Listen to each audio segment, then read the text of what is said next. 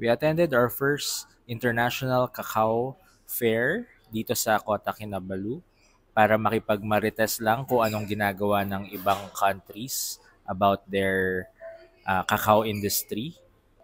And in the next 30 seconds, i-share ko lang kung ano yung mga realizations ko and ano pa kayang pwede nating ma-improve sa industriya ng kakao at tsokolate sa Pilipinas. Ang unang realization ay big or small players ay talagang concerned about the global cacao shortage. Ang ibig sabihin nito, mas mahal ang presyo ng kakao and mukhang hindi to bababa anytime soon. Ang sunod na realization, marami tayong similarities among our ASEAN neighbors when it comes to the cacao industry. Ang mga prominent na nakita ko is tumatanda ang ating mga cacao farmers, low productivity at the farm, so ibig sabihin mas mababa yung harvest, and marami pa ring mga pests and diseases na kailangan tugunan.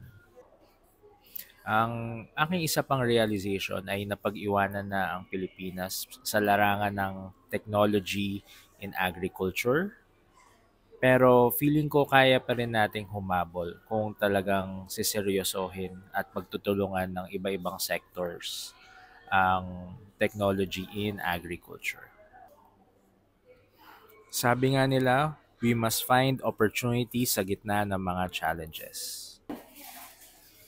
At para sa Pilipinas, nakikita ko talaga na kailangan pa nating magtanim ng mas maraming kakao at para dun sa mga existing farms, kailangan lang natin i-increase ang productivity. At dapat, mas long-term ang vision natin para sa kakao and chocolate industry ng Pilipinas.